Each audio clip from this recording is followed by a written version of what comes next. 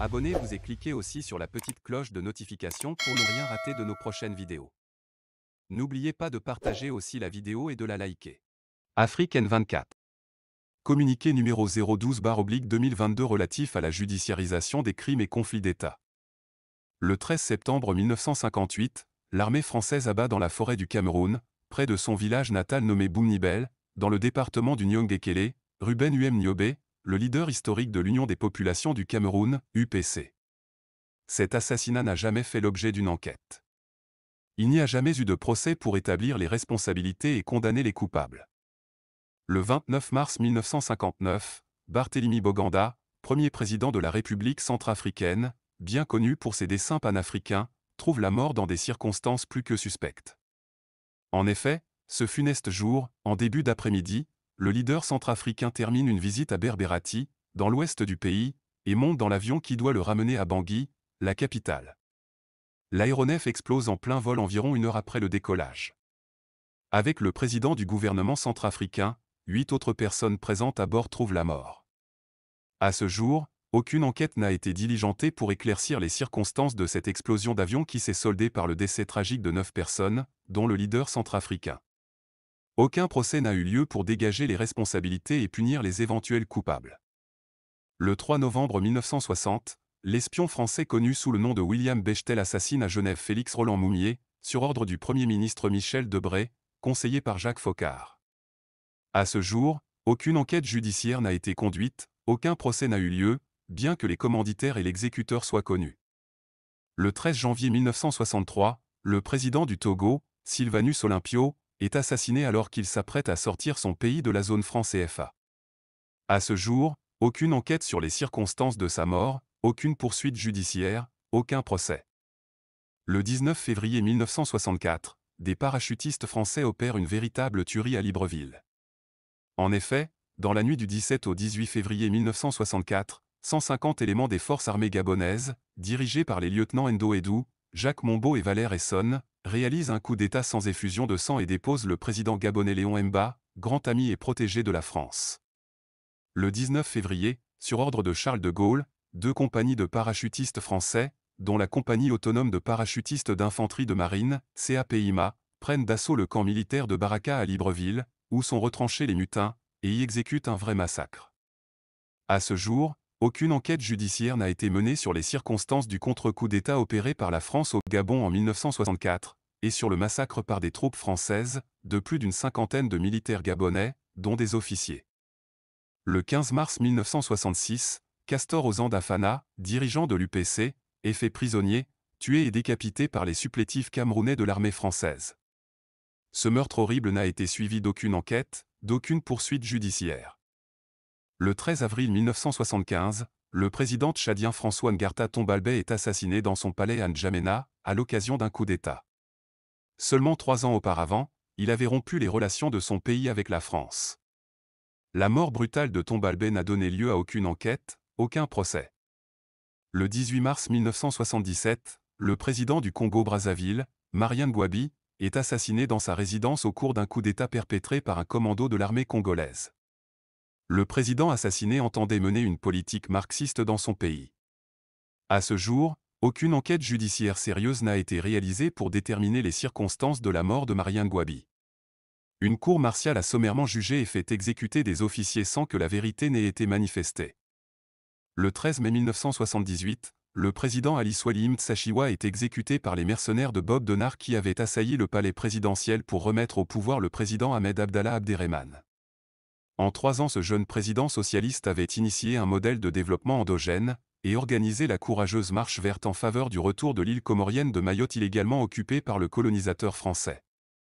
Le 26 novembre 1989, le même Bob Denard fait tuer le président Ahmed Abdallah dans son bureau, en présence de Jean-Paul Guerrier, par ailleurs suspecté du meurtre de Dulcie September, représentante de l'ANC. Le président comorien avait eu le tort d'adresser un mémorandum sur la question de Mayotte au président français François Mitterrand et à Javier Pérez de Cuellar, alors secrétaire général de l'ONU, en visant une table ronde internationale pour le retour de Mayotte dans le giron comorien. À ce jour, l'assassinat de ces 2 chefs d'État comoriens n'a fait l'objet d'aucune enquête, d'aucun procès. Le 15 octobre 1987, le jeune visionnaire et bouillant capitaine Thomas Sankara, président du Faso, est assassiné avec une douzaine de ses compagnons à Ouagadougou, lors du coup d'État opéré contre lui par son ami de toujours, le capitaine Blaise Compaoré. Après bien de blocages et d'atermoiements, et sous la forte pression d'une société civile et d'une jeunesse mobilisée, le procès des assassins de Thomas Sankara a pu avoir lieu, 35 ans plus tard. Les responsabilités ont été dégagées, et les coupables condamnés à de lourdes peines. Le 20 octobre 2011, Mouammar Kadhafi, le président de la Libye, est, sous la forte impulsion du président français Nicolas Sarkozy, sauvagement assassiné. Son meurtre-lynchage révoltant est filmé et posté sur Internet par les auteurs, des rebelles organisés et soutenus par la coalition de l'OTAN alors en guerre contre le leader de la Jamaïria. À ce jour, près de 10 ans après, aucune enquête judiciaire n'a été réalisée sur la mort de Kadhafi, les circonstances de l'attaque de son pays par les forces de l'OTAN, la destruction de la Libye et la déstabilisation de toute la région du Sahel qui s'en sont suivies. Au Congo-Brazzaville, 2 guerres ont endeuillé le pays pendant le mandat du président Pascal Lissouba, 1992 à 1997. On parle aussi des « disparus du Beach », estimés à près de 353 victimes dans l'année 1999 sous le régime du président Sassou Nguesso. À ce jour, on ne signale aucune enquête, aucune poursuite judiciaire en cours. En Côte d'Ivoire, de violents et sanglants soubresauts sont survenus depuis la disparition en 1993 du président Félix Houphouët-Boigny. Près de 10 000 Ivoiriens y ont perdu la vie. Aucune enquête judiciaire n'a été réalisée, aucun procès n'a suivi ces tueries. L'instrumentalisation du procès à la Cour pénale internationale, CPI, du président ivoirien Laurent Koudou-Gbagbo et un de ses proches lieutenants, Charles Blé Goudé, a débouché, après 10 ans de procédure, sur l'acquittement des 2 accusés. Aussi, jusqu'à présent, les vrais coupables ne sont pas inquiétés.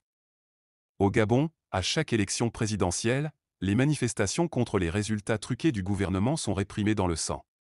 Ce fut le cas en 1993, 1998, 2009 et 2016, avec une mention particulière pour 2016 où la barbarie du régime en place a atteint des sommets inégalés, lors de l'attaque dans la nuit du 31 août du quartier général du président élu Jean Pigne, du massacre sur place d'une centaine de Gabonais, et des tueries dans les artères de Libreville, Port-Gentil et Ouayem pendant les jours qui ont suivi. À ce jour, il n'y a eu à la suite de ces événements tragiques ni enquête, ni poursuite judiciaire. Au Togo, à la suite du rapport sur les massacres massifs survenus au décours de la présidentielle du 24 avril 2005 qui a porté au pouvoir dans un bain de sang sans précédent Faure et Sozimag Gnassingbé dans un contexte de fraudes électorales massives et de violences d'État inouïes. Le texte officiel du rapport publié par l'ONU parlait de plus de 500 personnes massacrées dans cette répression sanglante alors que l'auteur du rapport encore en vie, le Sénégalais M. Doudou Diène pourrait témoigner que son rapport original faisait état de plus de 1500 morts et qu'il a subi des pressions irrésistibles de la part de l'ONU téléguidée par la France pour réduire le bilan dans le rapport officiel. Par ailleurs, à l'élection présidentielle du 22 février 2020, de nombreux civils ont perdu la vie durant 6 mois de manifestations contre la victoire usurpée de Faure Yadema, exigeant le respect du verdict des urnes en faveur du docteur Gabriel Messan Agbeyome Kodjo, le vrai vainqueur de l'élection. Comme en 2005, aucune enquête n'est venue sanctionner la répression violente opérée par les militaires sur les manifestants, aucun procès n'est venu dégager les responsabilités.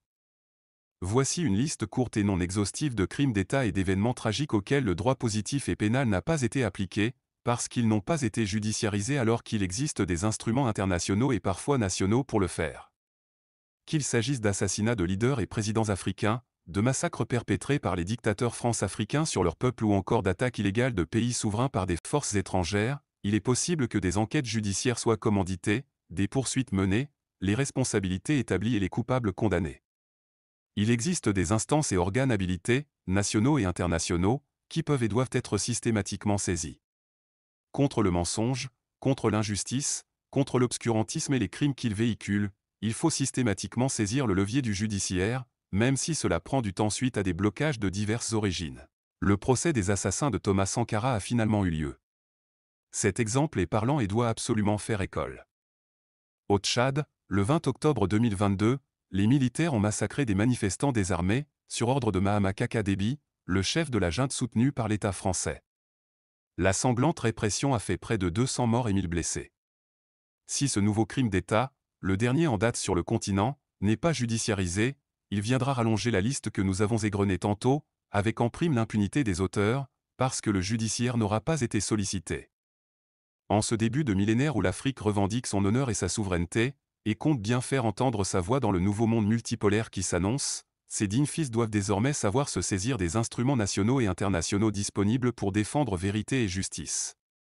Il nous faut cultiver une logique implacable de judiciarisation des crimes et conflits d'État.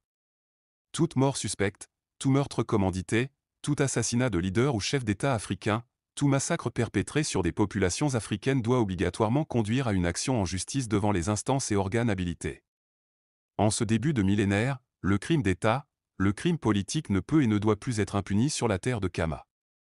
C'est pourquoi, nous, associations, partis politiques et personnalités membres de la plateforme néo-panafricaniste de souveraineté, décidons de nous constituer en une organisation non gouvernementale, ONG, dénommée Organisation néo-panafricaniste de souveraineté, ONS.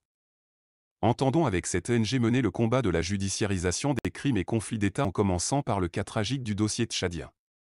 Invitons les panafricanistes du monde entier, les patriotes de toutes les diasporas africaines et les forces progressistes de tous bords à soutenir l'organisation néo-panafricaniste de souveraineté par tous les moyens légaux pertinents, et à relayer et amplifier les actions que va entreprendre dans les jours à venir cette ONG. Fait à Addis Abeba, le 9 novembre 2022. Les signataires. Afrique Monde. Kane Afrique, association des 54 pays africains. Planète des jeunes panafricanistes PJP Monde. Burkina Faso. AP Burkindi. Cameroun. La Limara du Cameroun, Ligue des masses pour la renaissance africaine. New Pan-African Power Cameroun NPPK. Mouvement, 10 000 élus panafricanistes entre 2023 et 2028. Congo-Brazzaville. Oxac, le solidarisme suffisant. Côte d'Ivoire. Parti des peuples africains PPACI. Comores. Collectif de défense de l'intégrité et de la souveraineté des Comores CEDISCOM. Comité mahorais. Sulu. Waraba d'Afrique. Égypte. New Power Orient NPO. France. New Power Europa NPE. Catiopa. Gabon. AIDI 241. Copil citoyen. New Power. Osons pour l'Afrique OPA. Guinée-Conakry. Front national pour la défense de la Constitution FNDC. Mali. M5 RFP Diaspora France Europe. Black Planet Movement. Jeunesse Espoir du Mali. Parade, partenariat alternatif russe et africain pour le développement économique. Niger. Association d'assistance aux Nigériens. Tchad. Plateforme de concertation de la diaspora tchadienne. Togo. La dynamique MGR Kpodzro au DMK. La coordination internationale de la dynamique MGR Kpodzro au CIDMK. Les destinataires. Chef d'État africain. Chef de gouvernement africain. Ambassadeur accrédité en Afrique et à l'ONU. Président d'institutions nationales et internationales en Afrique. Président des ONG des sociétés civiles d'Afrique et de la diaspora africaine. Président des associations, mouvements et partis politiques en Afrique. Citoyen d'Afrique et du monde.